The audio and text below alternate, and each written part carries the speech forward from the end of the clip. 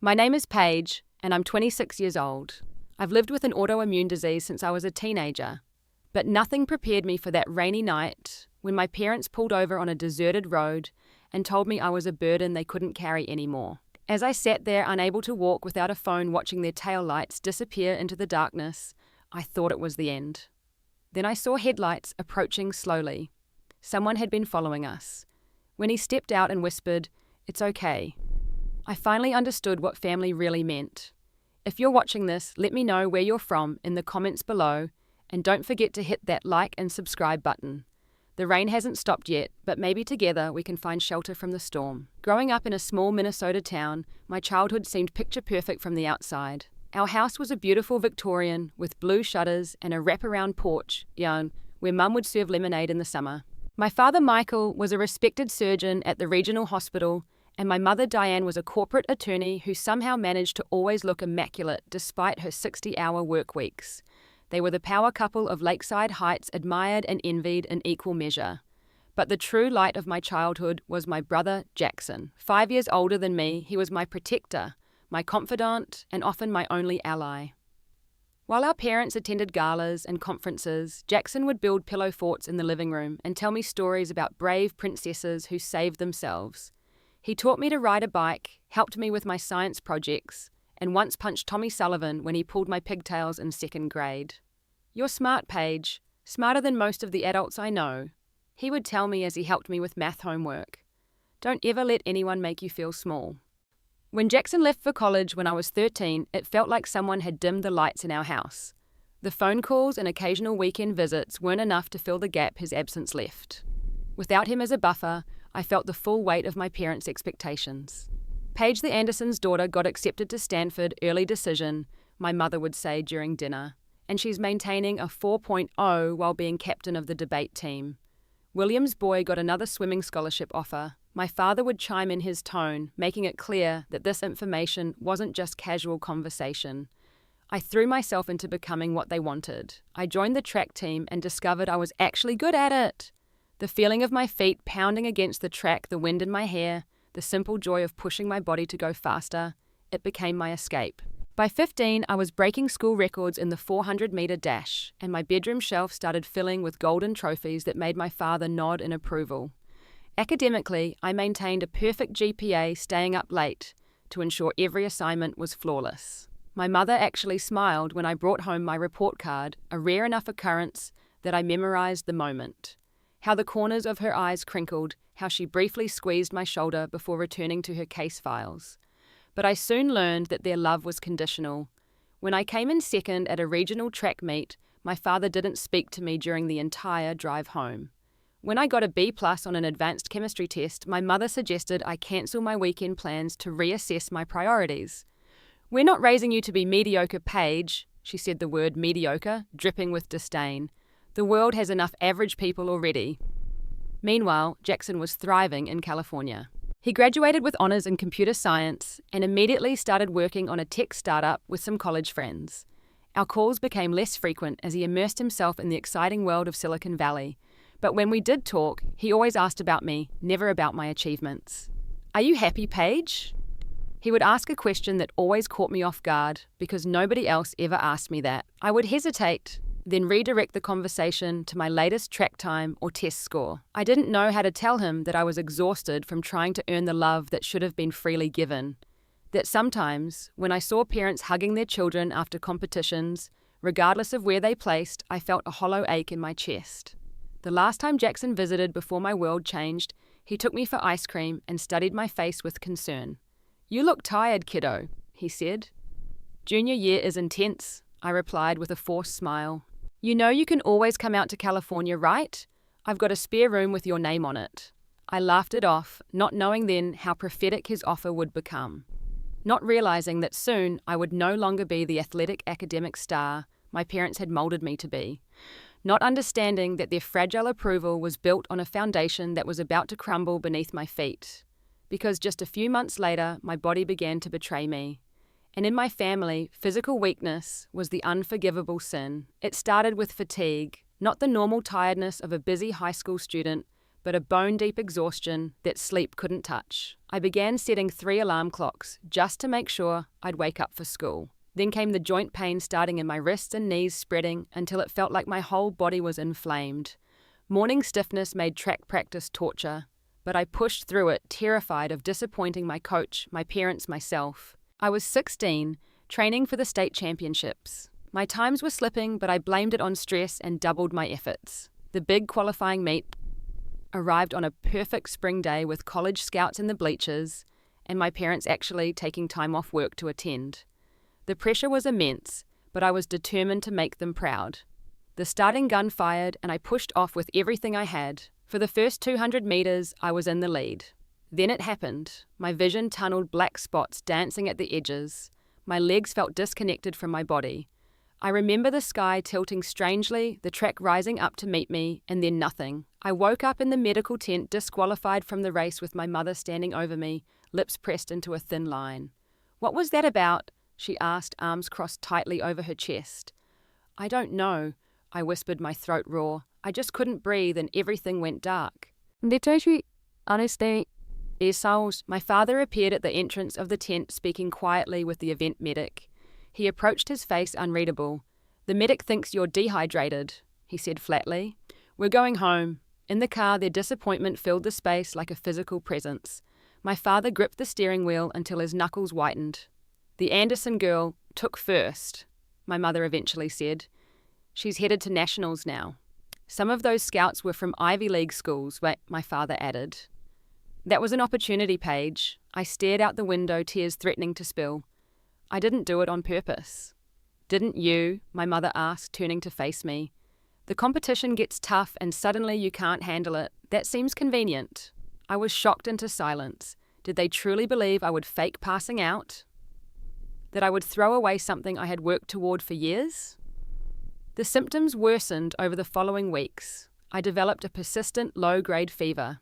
Rashes appeared across my cheeks and nose, a butterfly pattern that I tried to hide with makeup.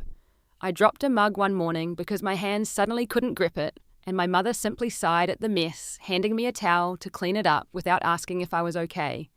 My track coach noticed my deterioration and suggested I see a doctor. When I mentioned this to my parents, my father scoffed. "I am a Dr. Page. If there was something seriously wrong, don't you think I'd know?" 3 more weeks passed before they finally relented after I collapsed again during class. The appointments were numerous and humiliating. Blood tests, urine samples, imaging scans. My father questioned every doctor's approach, second-guessing their methods, while my mother inquired repeatedly about the costs. "This is getting expensive," she commented during one waiting room visit. "Insurance only covers so much of this exploratory testing." After months of tests and specialists, a rheumatologist finally delivered a diagnosis: systemic lupus erythematosus, an autoimmune disease where the body's immune system attacks its own tissues. "This explains the fatigue, joint pain, rashes, and episodes of weakness," the doctor explained gently. "It's a chronic condition, but with proper medication and lifestyle management, many patients lead full lives." My parents' reactions were not what I expected. Rather than concern or sympathy, they exchanged a look that I recognized from my childhood, the same look they gave when I brought home anything less than an A. "Are you absolutely certain?" my father challenged the specialist. Lupus is notoriously difficult to diagnose. These symptoms could indicate several other conditions, many of them temporary or even psychosomatic. The doctor maintained her diagnosis, prescribing a regimen of medications to manage the symptoms. On the drive home, my mother broke the silence. "You're going to need to be stronger than this, Paige. Mental fortitude can overcome physical limitations. It's an autoimmune disease, Mom," I said quietly.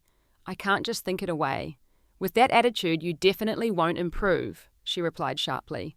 My father chimed in. "I've seen patients use far worse diagnoses as motivation rather than excuses." That night I called Jackson for the first time in weeks. When he answered, I couldn't even speak, just sobbed into the phone. "Paige, what's wrong? Talk to me." His voice was panicked. When I finally managed to explain the diagnosis and our parents' reaction, he was silent for a long moment. "Pack a bag," he said finally. "I'm coming to get you tomorrow." "You can't," I protested. "You're in the middle of launching your company. You're more important." "I'll be okay," I lied. I just needed to vent. Focus on your work. I'm proud of what you're doing. Reluctantly, he agreed to stay in California, but he started calling daily and sending care packages with notes that said things like, "Remember, your worth isn't measured in track medals or test scores." Meanwhile, at home, I became increasingly isolated. My symptoms flared and receded unpredictably. Some days I could almost function normally. Others, I couldn't get out of bed. My grades began to slip as I missed classes. Friends stopped inviting me out when I cancelled plans too many times. My parents started excluding me from family activities, claiming they didn't want to exhaust me. But I noticed they never mentioned these outings beforehand. I would simply find the house empty, a note on the counter informing me they'd gone to dinner or a concert. "We thought it best to let you rest," my mother would say upon return. Though the truth was written plainly on her face, I had become an embarrassment, the daughter who couldn't keep up. The broken trophy they could no longer display. High school graduation arrived, and I crossed the stage with the help of carefully timed medication and sheer determination. There was no party afterward, no celebration. My parents took me to dinner at a quiet restaurant, where my father checked his emails between courses and my mother discussed with the waiter at length how to prepare a dish without triggering her self-diagnosed gluten sensitivity. When Jackson called to congratulate me, asking about the celebration, I lied and described a wonderful family gathering that had never happened. I couldn't bear for him to know how far things had deteriorated. I enrolled at a local state university to study nursing, inspired partly by my own medical journey and partly because it was close enough to live at home and save money. My parents made it clear that my college fund was conditional on maintaining certain grades regardless of my health status. "We're not investing in failure," my father said, as he signed the tuition check for my first semester. University life brought new challenges. The campus was larger than my high school, the walks between classes exhausting on bad days.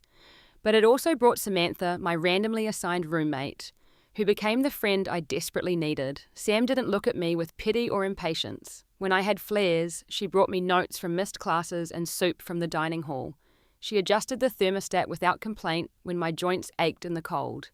She never made me feel like a burden. The first time I went to Sam's family home for a weekend, I was shocked by the difference. Her mother hugged me immediately, insisted on making me comfortable, and genuinely listened when I spoke. Her father asked me questions about my interests, not my accomplishments. The contrast to my own home was so stark it brought tears to my eyes. "Your family is really nice," I told Sam later. "They're pretty normal," she shrugged. "Yours aren't." I tried to explain, but how could I describe parents who measured love in achievements, who saw illness as a character flaw I settled for?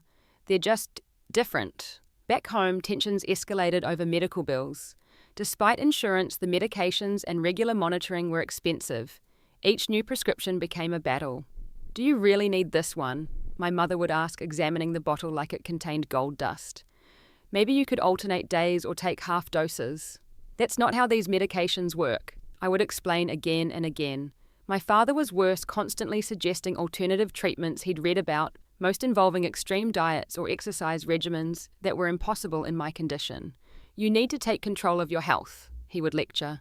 "Western medicine just treats symptoms, not causes." The irony of a surgeon saying this wasn't lost on me. During my sophomore year, a severe flare sent me to the hospital. My kidneys were showing signs of involvement, a dangerous progression of lupus. I called home from the emergency room, and my mother's first question was about the cost. "Is this really necessary? Can't you just rest at home?" When I explained that the doctor was concerned about organ damage, she sighed heavily. "Fine, but we're not coming down there tonight. It's nearly 10 and your father has an early surgery tomorrow." I spent 3 nights in the hospital alone. Sam visited between classes, bringing my textbooks so I wouldn't fall behind. My parents came once for exactly 30 minutes, during which my father questioned the attending physician's credentials and my mother complained about the parking fee. After discharge, I received a notice that my insurance claim had been denied. When I called my parents, my father admitted he had removed me from their family policy. "You're an adult now, Paige. It's time you learnt about financial responsibility." I was devastated. Without insurance, my medications alone would cost more than I could earn with a part-time campus job. I called Jackson in tears, explaining the situation. There was a long silence on the line. "Give me a week," he finally said. 7 days later, I received an envelope containing an insurance card for a new private policy and a bank card linked to an account in my name, with enough money to cover my medications for 6 months. Don't tell Mom and Dad, Jackson's note read. I'm doing well, but the company is still growing. This is all I can manage right now, but I promise it won't always be this way. Stay strong, little sister. I was grateful, but also terrified. What would happen when this money ran out? The stress triggered another flare, and I was forced to drop 2 classes to recover. This put my scholarship in jeopardy, and with it, my entire education. My parents' response was predictable. If you can't handle school, perhaps you should just come home and work in retail, my mother suggested during a rare Sunday dinner I'd been invited to. Not everyone is cut out for higher education. I looked at her across the table, this woman who had once bragged to her friends about my academic potential, and realized she had already given up on me. In her eyes, I was already a failure. I returned to my dorm that night and cried until I had no tears left, then made a decision. I would find a way to finish school with or without their support. I would build a life where my worth wasn't tied to my productivity. I just didn't realize yet how dire things would get before I could achieve that goal. My 21st birthday fell during a particularly bad flare-up. The butterfly rash across my face was vivid despite my attempts to cover it with makeup. My joints were so swollen I could barely type my term papers. I had developed pleurisy, an inflammation of the tissues around my lungs that made each breath painful. I was surprised when my parents called and insisted on bringing me home for the weekend. We should celebrate properly, my mother said, her voice warmer than it had been in months. 21 is special. Hope flickered in my chest. Perhaps they had finally accepted my condition. Maybe they were ready to be the parents I needed. Sam helped me pack, concerned about my returning home, given everything I'd told her. Are you sure about this? She asked. You can stay here. We'll have cake and watch movies. They're trying, I said. I should meet them halfway.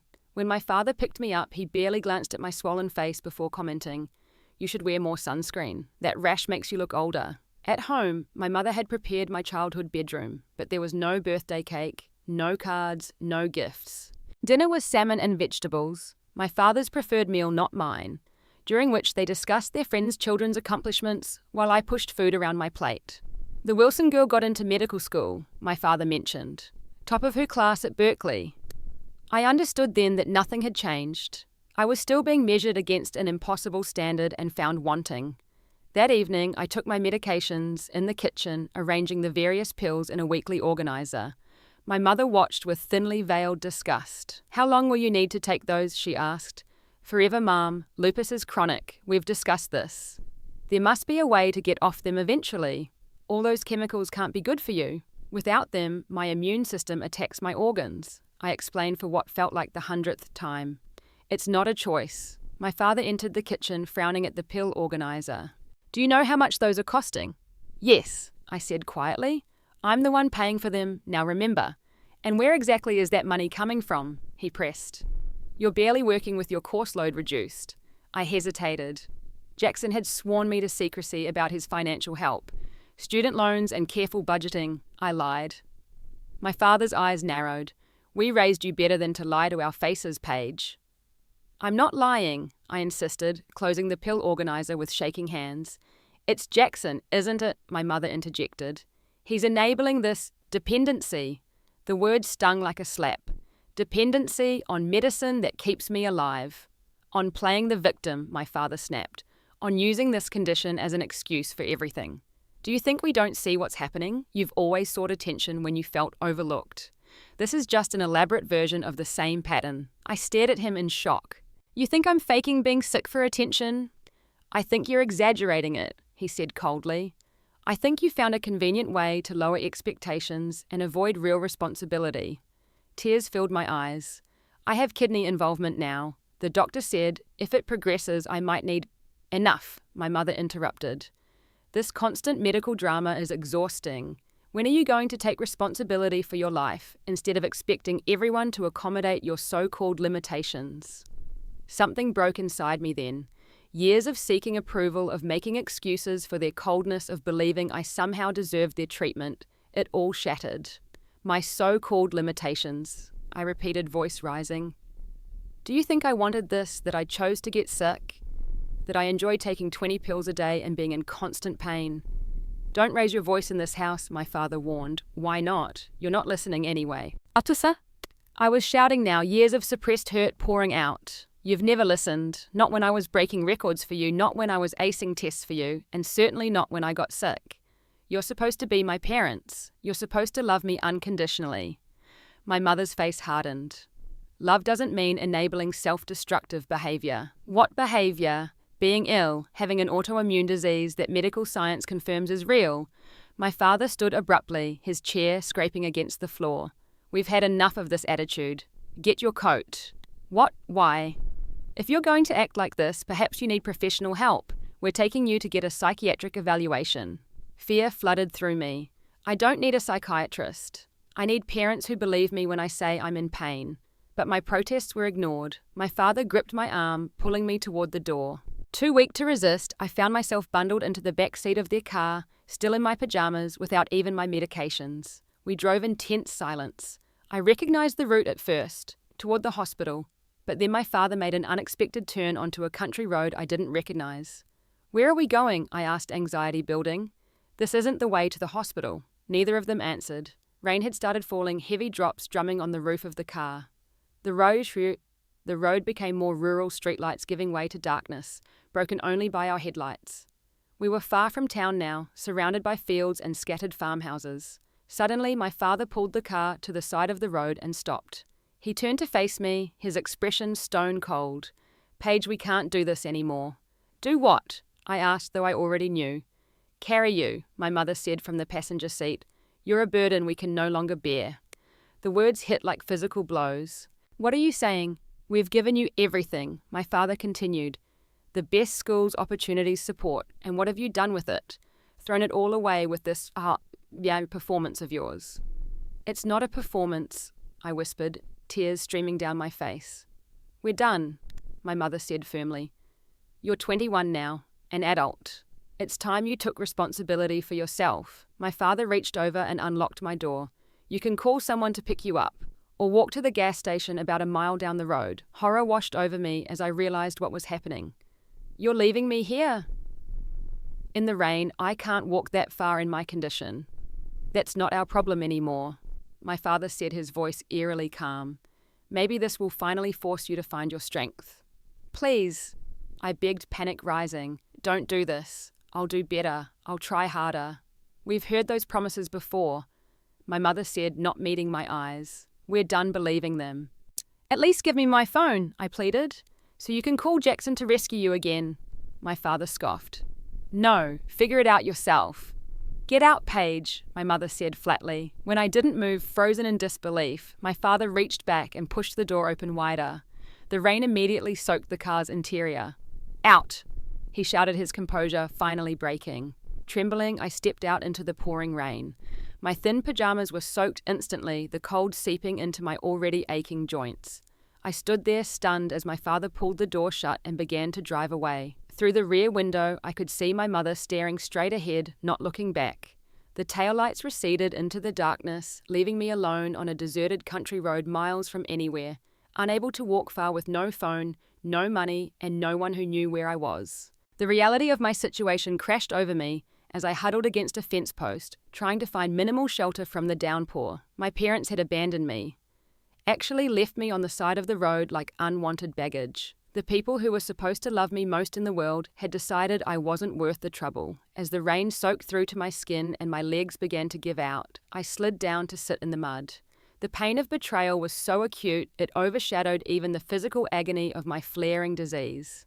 In that moment, with the darkness closing in and the cold numbing my extremities, I wondered if this was how my story would end. Alone, discarded, forgotten. Then in the distance, I saw headlights approaching slowly. Fear gripped me. A stranger on this remote road might be more dangerous than helpful. I tried to stand to hide, but my body wouldn't cooperate. The vehicle slowed as it neared, then pulled to a stop just ahead of me.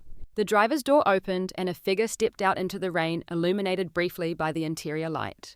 I recognized the silhouette immediately, though I couldn't believe what I was seeing. Jackson, I whispered as he ran toward me.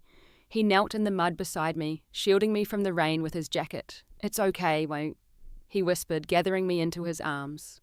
I've got you now. You're safe. As he carried me to his car, I was too shocked to even ask how he was there, how he had known. All I could think was that while 2 people had driven away, another had come back for me.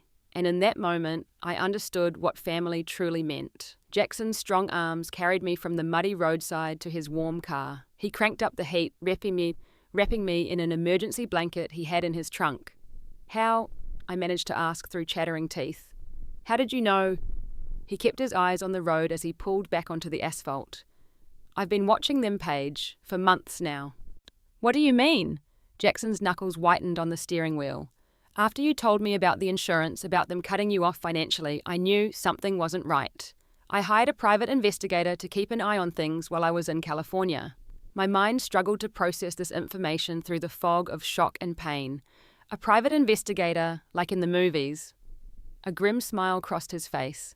"Something like that. I needed to know what was happening when I couldn't be here." He glanced at me, his expression darkening as he took in my soaked clothes and pallor. "I flew in yesterday when the PI told me they'd brought you home unexpectedly. I had a bad feeling. So you followed us tonight."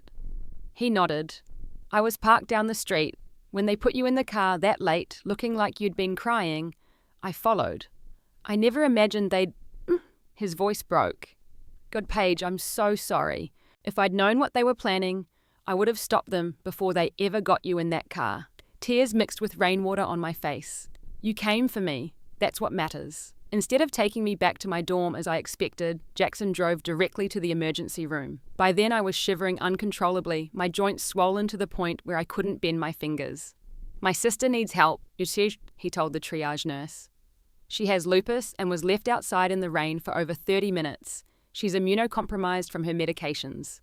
The medical team sprang into action, recognizing the danger of my situation. They admitted me, immediately diagnosing severe inflammation, early signs of hypothermia, and a brewing infection. My lupus had flared dramatically from the stress and exposure. "We'll need to start high-dose steroids and antibiotics," the doctor explained, "and monitor her kidney function closely. This level of stress could trigger serious complications."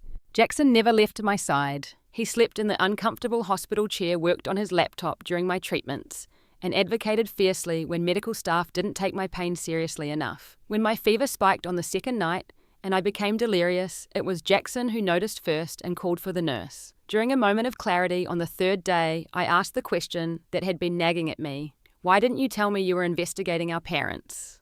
Jackson set aside his laptop and moved his chair closer to my bed. "I didn't want to worry you, and honestly, I wanted to be sure before I said anything. Part of me hoped I was wrong, that they were just struggling to adjust to your diagnosis, but would come around eventually." "How long have you been watching them?" "About 8 months, he admitted. "Since right after that insurance incident, I processed this information slowly." "What did you find out?" He hesitated clearly, weighing how much to tell me in my fragile state. "Enough to know they weren't treating you right. The investigator documented everything. Them excluding you from family events, the conversations they had with others about your condition, the financial decisions they made that affected you. They told people about my illness." Jackson's expression hardened. "They told their friends you were having psychological issues, that you were creating health problems for attention." The betrayal cut deep.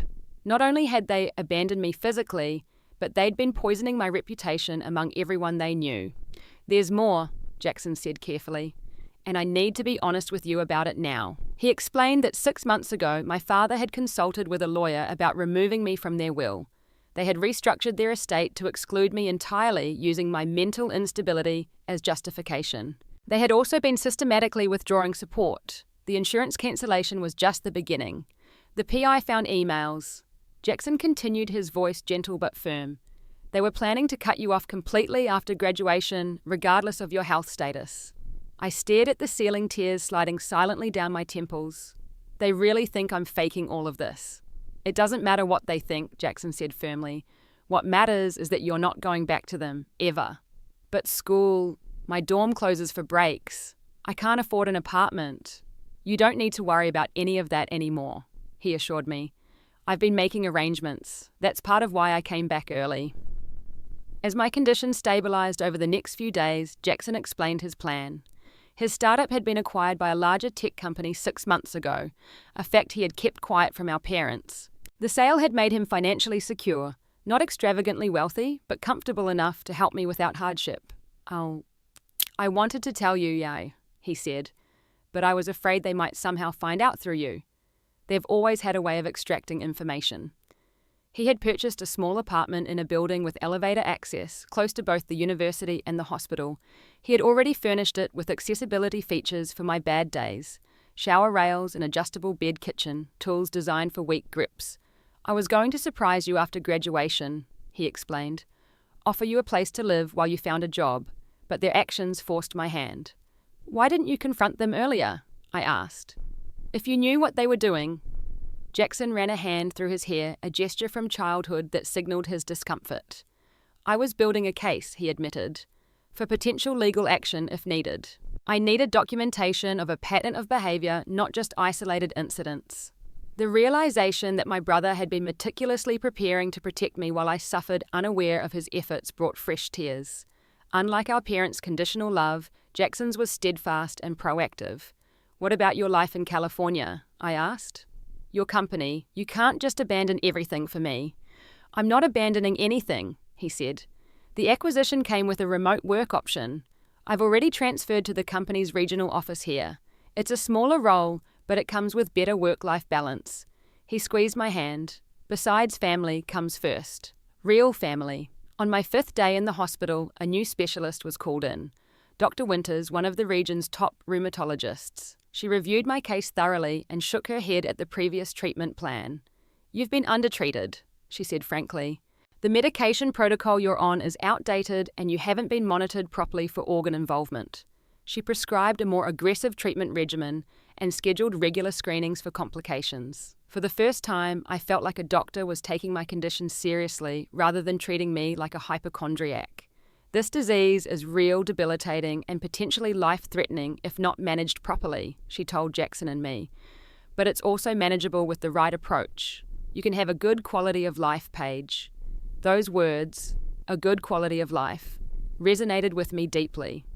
They offered something my parents never had: hope without the requirement of being completely well, the possibility of a life worth living even with limitations. As I began to improve under the new treatment plan, my parents never called, never visited, never inquired about my condition. When I mentioned this to Jackson, his expression grew troubled. They know you're here, he said quietly. The hospital contacted them as your emergency contacts. They told the hospital they weren't responsible for you anymore. The pain of this final rejection was both devastating and strangely liberating. There was a certain freedom in having the last illusions stripped away and no longer needing to hope for what would never come. As I prepared for discharge, Jackson helped me fill out forms to change my emergency contacts. His name now stood where my parents had been. It was a small change, but it symbolized a larger shift in my life. A transfer of trust from those who had broken it to the one person who had proven worthy. When we finally left the hospital, I didn't look back. The future was uncertain, filled with medical challenges and the work of rebuilding my life. But for the first time in years, I wasn't facing it alone. The apartment Jackson had prepared was a revelation. Located on the 3rd floor of a well-maintained building with reliable elevators, it was nothing like the sterile luxury of my parents' house. This place was designed for comfort rather than appearance, with soft furnishings and cheerful colors and thoughtful accessibility features seamlessly integrated into the design. Welcome home, Jackson said, as he wheeled me inside for the first time. My legs were still too weak to walk comfortably after my hospital stay. The living room featured a plush sectional sofa, perfect for days when sitting upright was challenging. The kitchen counters were installed at a height accessible from a seated position if necessary. The bathroom had grab bars that looked stylish rather than medical, and a shower bench that folded away when not needed. How did you know what to include? I asked, amazed at the attention to detail. Research, he said simply, and I consulted with an occupational therapist who specializes in chronic conditions. Most touching was my bedroom. Jackson had recreated elements from my childhood room. The constellation map we'd painted together when I was 9, the bookshelf filled with my favorite novels, even the stuffed polar bear I'd slept with until I was 12. I went to their house while you were in the hospital, he explained when he saw my surprise. Took what I knew was important to you. I couldn't imagine the confrontation that must have ensued, but Jackson waved off my questions. It doesn't matter. What matters is that you have your things. In the days that followed, I discovered other thoughtful provisions. Jackson had hired Emma, a nursing student, to check on me part-time while he worked. She came 3 times a week, helping with medications, light housekeeping, and becoming a friend in the process. Your brother interviewed 15 candidates, Emma told me with a laugh, asked each of us scenario questions and checked references like he was hiring for the CIA. He had also arranged for grocery delivery, set up transportation to medical appointments, and found a pharmacy that offered home delivery for my prescriptions. You thought of everything, I said one evening as we shared takeout on the balcony watching the sunset. Not everything, he admitted. I'm making this up as I go, but I promise I'm trying. That was the difference between Jackson and our parents, I realized. He didn't pretend to be perfect. He just genuinely tried his best. The physical recovery was slow but steady under my new treatment plan. The emotional recovery was more complicated. At my brother's suggestion, I began seeing Dr. Audrey Chen, a psychologist specializing in chronic illness and family trauma. During our first session, I hesitated to be completely honest, fearful of judgment. My parents think I'm exaggerating my symptoms for attention, I admitted finally. Sometimes I wonder if they're right. If maybe I could try harder, push through it better. Dr. Chen's response was gentle but firm. That's a common thought pattern among people whose illness has been dismissed by loved ones. But ask yourself this, what would you gain from pretending to be sick? Has it brought you attention that feels good? Has it made your life easier or more enjoyable in any way? The question struck me deeply. What had I gained? I'd lost my athletic abilities, my academic standing, my parents' approval, my financial security, my independence. If this were an act for attention, it would be the most self-destructive one imaginable. The gaslighting you've experienced has caused you to doubt your own reality, Dr. Chen continued. That's a form of psychological abuse, Paige, and healing from that will take time, just like healing from your physical symptoms. And over the weeks of therapy, I began to unpack the years of conditional love, the impossible standards, the subtle and not so subtle ways my parents had made their approval contingent on my perfection. I realized that their rejection of my illness was consistent with their character. They had always rejected any weakness, any humanity, any deviation from their ideal. Meanwhile, my extended family's reaction to the situation was mixed. My mother's sister, Aunt Laura, called after hearing what had happened. Your mother is telling everyone you had some kind of breakdown, she said hesitantly, that you're refusing help and making wild accusations. Do you believe her? I asked, heart pounding. A pause. No, she said finally. I've seen how they are with you, how they've always been. Others weren't so supportive. My father's parents sent a card that urged me to reconcile with your parents who only want what's best for you. Again, my cousin shared a social media post about this generation's victim mentality that was clearly directed at me. Jackson shielded me from the worst of it. They don't know the truth, he reminded me, and their opinions don't change it. With my health somewhat stabilized, I faced decisions about my education. I had missed nearly a full semester and my scholarship was indeed lost, but Jackson encouraged me to continue if I felt able. We'll figure out the money, Tom, he assured me. Your education matters. I enrolled in the university's online program, which allowed me to work at my own pace around flares and doctor appointments. It would take longer to graduate, but the flexibility made it possible. Through the university's disability services, I connected with a support group for students with chronic illnesses. There I met Tyler, a journalism major with ankylosing spondylitis, another autoimmune condition. The invisible illness club, he joked when we first talked, where everyone looks fine but feels like they've been hit by a truck. Tyler understood in ways even Jackson couldn't. The daily calculations of energy expenditure, the guilt over cancelled plans, the frustration of treatments that helped but never cured. Our friendship developed naturally bonded by shared experiences and a dark humour about our rebellious immune systems. My body thinks it's helping by attacking my spine, he explained during a group meeting. Like, thanks body, but I actually needed that. As months passed, that friendship evolved into something more. Our first date was Netflix and takeout at my apartment because neither of us had the energy for a traditional dinner out. It was perfect. I like that I never have to pretend with you, Tyler told me, reaching for my hand across the sofa. You get it. With this growing support system, Jackson, Emma, Dr. Chen, Tyler, my online classmates, I began to rebuild my sense of self outside of my parents' expectations. I started a part-time remote internship with a patient advocacy organisation, using my nursing education to help others navigate the healthcare system. Then 10 months after the night by the roadside, my parents appeared unannounced at the apartment door. Jackson had gone to pick up dinner and I was alone when the intercom buzzed. Assuming it was the food delivery, I buzzed them up without asking who it was. The knock at the door minutes later was familiar. My father's distinctive 3 sharp raps. My heart raced as I peered through the peephole. There they stood, looking exactly as they always had. My mother in her tailored suit, my father with his perfect posture. I considered not answering, but knew that would only delay the inevitable. When I opened the door, my mother's eyes widened slightly at my appearance. The new medications had caused weight gain and facial swelling, side effects I was learning to accept in exchange for better disease control. "Paige, Bim," my father said, his tone businesslike. "May we come in?" I hesitated, then stepped aside. They entered, surveying the apartment with thinly veiled disapproval. "So this is where you've been living," my mother commented, touching a colourful throw pillow with 2 fingers, as if it might be dirty. "What do you want?" I asked, remaining standing despite the pain in my joints. I wouldn't show weakness in front of them again. They exchanged a look before my father spoke. "We've come to discuss your situation. We feel enough time has passed for cooler heads to prevail." "My situation, your living arrangements, your education, your future," my mother elaborated. "We're prepared to help you get back on track." I stared at them disbelieving. "Back on track? After you abandoned me on a deserted road, after you told the hospital you weren't responsible for me anymore."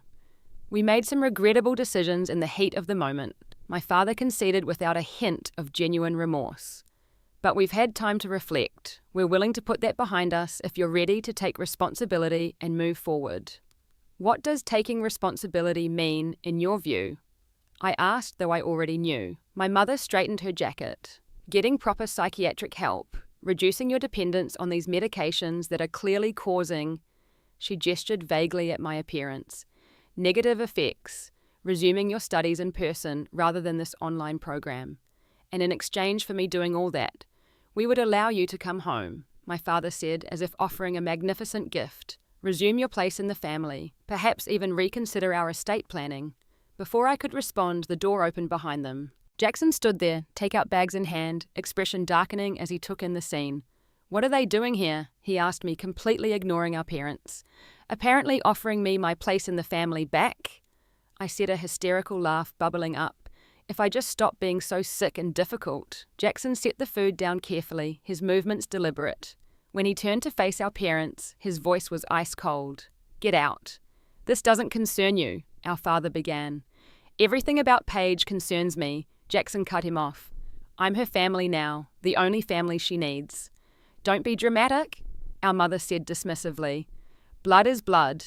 We're her parents." "Parents don't abandon their sick child on a roadside," I said, finding strength in Jackson's presence. "Parents don't tell hospitals they're not responsible for their daughter. Parents love unconditionally, not just when it's convenient or impressive." "We've always wanted what's best for you," my father insisted. "No," I replied, the truth crystallizing.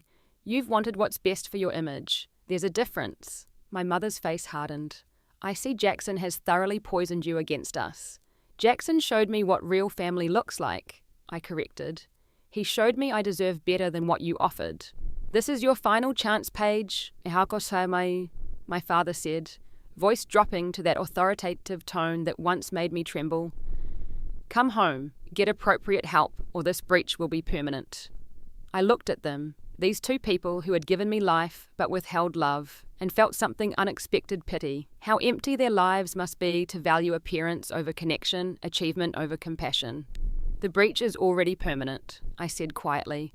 "Please leave and don't come back." For a moment they seemed genuinely shocked, as if the possibility of my rejection had never occurred to them. Then my mother's expression closed like a book. "When you fail, and you will fail without our support, don't come crying to us." "She won't fail," Jackson said, moving to stand beside me. "And even if she faced challenges, she wouldn't come to you. We've seen what your support looks like." My father looked at Jackson with cold fury. "You'll regret taking her side in this." "The only thing I regret," Jackson replied evenly, "is not seeing who you truly were sooner." After they left, I collapsed onto the sofa, adrenaline leaving my body in a rush. Jackson sat beside me, putting an arm around my shoulders. "Are you okay?" he asked. I considered the question carefully. Was I okay? My parents had just confirmed that their conditional love remained conditional. They had offered me a place in their lives that required me to deny my reality to contort myself into a version they found acceptable, and I had refused. Yes, I said, surprised to find it was true. I think I actually am. 2 years passed each day a step further from that rainy night and the life I'd left behind. I graduated with my nursing degree, the ceremony attended by a small but genuine family. Jackson, his now wife Lauren Emma, who had become a close friend Tyler, who had become much more than a friend, and Samantha, who had stayed loyal through everything. My health stabilized with the proper treatment regimen. The disease remained bringing good days and bad, but I learnt to navigate them with strategies and support rather than shame and secrecy. On difficult mornings when my hands were too stiff to manage buttons, Tyler would gently help me dress. During flares that left me bedridden, Lauren would bring homemade soup and sit with me, never making me feel like an imposition. I secured a part-time position at a rheumatology clinic, working with patients newly diagnosed with autoimmune conditions. There was healing in using my experience to ease others' journeys and being the understanding face I had needed and rarely found in my early days with lupus. You have a gift with the scared ones, my supervisor noted after watching me calm a tearful teenager recently diagnosed with juvenile arthritis. You speak their language. The inner healing was slower but steady. With Dr. Chen's guidance, I worked through the complex grief of losing my parents while they were still alive. I learned that forgiveness didn't require reconciliation, that I could release my anger without welcoming them back into my life. Forgiveness is for you, not for them, Dr. Chen explained. It's about freeing yourself from the burden of resentment, not about excusing their actions. I started a blog documenting my experiences with chronic illness weaving in reflections on family identity and resilience. What began as personal therapy evolved into a community as others with similar stories found their way to my words. Your post about conditional love saved me, one reader wrote. I finally understood it wasn't my fault that my family couldn't accept my limitations. Tyler encouraged my writing using his journalism background to help me refine my voice. Our relationship deepened over late-night editing sessions and shared medical appointments. He understood my body's betrayals without pitying them, celebrated my good days without expecting them to last forever. On my 28th birthday, he proposed with a simple silver ring, knowing that ornate jewelry would hurt my sensitive joints. I promise to love all of you, he said, the strong days and the weak ones, the achievements and the struggles, the woman you are and the woman you're becoming. Jackson's life expanded too. His marriage to Lauren, a kind-hearted special education teacher, brought a sister figure I'd never had. Their first child, my niece Lily, became the center of our shared world. I discovered the joy of being Auntie Paige, the one who told the best stories and always had hidden treats. You're so good with her, Lauren commented once as I gently rocked Lily through a colicky evening. You have an endless patience. Maybe because I've learnt patience with myself, I replied, studying my niece's perfect tiny fingers. Hard lessons, but valuable ones. As our chosen family grew stronger, news of my parents occasionally reached me through distant relatives or mutual acquaintances. They had maintained their narrative that I had experienced a psychological break, that Jackson had manipulated me away from them. Most people saw through the facade, but some believed them, and I learned to let go of the need for universal vindication. Then came the inevitable, a family wedding that neither side could reasonably avoid. My cousin Melissa's ceremony brought all branches of the family together, including my parents and our new family units. I approached the event with trepidation, leaning heavily on Tyler's steadying presence and Jackson's protective vigilance. We arrived deliberately late, slipping into seats at the back of the venue just before the ceremony began. But there was no avoiding the reception. As we entered the hall, I saw my parents across the room, their postures stiffening as they noticed us. My mother whispered something to my father, who glanced our way before deliberately turning his back. "We can leave if you want," Tyler murmured, his hand warm against my lower back. "No," I decided. "I won't let them chase me away." We navigated the celebration carefully, staying on opposite sides of the room. But at the dinner, the seating arrangement forced proximity. Just 2 tables separated us. Throughout the meal, I felt their stares, but refused to meet them, focusing instead on the joyful conversation at our table. As the dancing began, I excused myself to the restroom, needing a moment alone to gather my strength. When I emerged, my mother stood waiting, her face a mask of polite neutrality. "You're looking well," she said, her eyes cataloguing the changes in my appearance, the medication-induced weight, that had never fully disappeared the short haircut I'd adopted for easier management on bad days. "Thank you," I replied simply. "I am well." An awkward silence stretched between us. What did one say to a mother who had left you by the roadside, to a woman who had given you life, then deemed that life too inconvenient to support? "Your father and I have discussed things," she finally said. "We think perhaps time has given everyone perspective. We would be open to reconnecting under appropriate circumstances." I studied her face, searching for any sign of genuine remorse, any acknowledgement of the harm they'd caused. I found none, only the same calculating assessment, the same conditional offer. "What would those appropriate circumstances be?" I asked, already knowing the answer. She glanced around to ensure no one was listening. "We would need to agree on a narrative, of course. Past disagreements should remain private, and we would expect you to maintain certain standards of behaviour and appearance at family functions." "You mean you want me to pretend none of it happened?" I translated. "To hide my illness when it's inconvenient for you?" Her lips thinned. "We're offering an olive branch page." I looked at this woman who had once held me as an infant, who had shaped so much of my early life with both gifts and wounds, and felt a surprising peace. "I don't need your olive branch," I said gently. "I've built something better than what you're offering. A family based on acceptance rather than performance. You always were stubborn." She sighed as if my rejection were merely childish obstinance. "Not stubborn," I corrected, "just finally clear about my worth." As she walked away, I felt no triumph, no vindication, only a quiet certainty that I had chosen correctly. The family waiting for me across the room, Jackson bouncing Lily on his knee, Lauren laughing at something Tyler said, was real in a way my relationship with my parents had never been. In the months that followed, I expanded my blog into workshops for chronically ill young adults, navigating family relationships. At my first event, 20 people gathered in a community centre meeting room, their faces showing the same mixture of pain and hope I had carried for so long. "The hardest part isn't the illness itself," I told them. "It's the way it reveals the conditional nature of some relationships. But it also creates space for authentic ones to grow." As I shared my story, not with shame but with the authority of someone who had walked through fire and emerged transformed, I watched understanding dawn in their eyes. They were not alone. Their experiences were valid. Their boundaries were necessary. Life continued its imperfect, beautiful unfolding. My disease had flares and remissions. My career had setbacks and advances. My relationships had conflicts and resolutions. But underneath it all was a foundation that hadn't existed before. The knowledge that I was loved for exactly who I was, limitations and all. On particularly clear days, I sometimes thought about that rainy night by the roadside. What had seemed like my darkest moment had actually been the beginning of my liberation. My parents had intended to punish me by withdrawing their conditional love, never realizing they were freeing me to discover what real love looked like. Sometimes the greatest gift is having someone drive away so that someone else can arrive.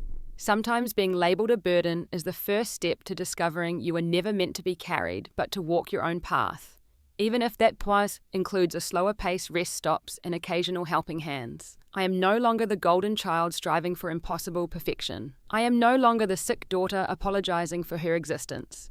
I am simply Paige, chronically ill and chronically strong, imperfect and worthy, scarred and healing. And when I look at the family surrounding me now, chosen and biological alike, I realize that sometimes the families we build are more powerful than the ones we're born into. Sometimes the deepest wounds lead to the most profound healing. And sometimes being thrown away is the beginning of being truly found. What about you? Have you ever had to redefine what family means to you? Has illness or hardship revealed who truly stands by you? Share your experiences in the comments below. Don't forget to like this video and subscribe if my story resonated with you. Remember that your worth isn't determined by those who leave, but by the courage it takes to remain true to yourself. Thank you for listening, and may you find your own version of family, the kind that stays even in the rain.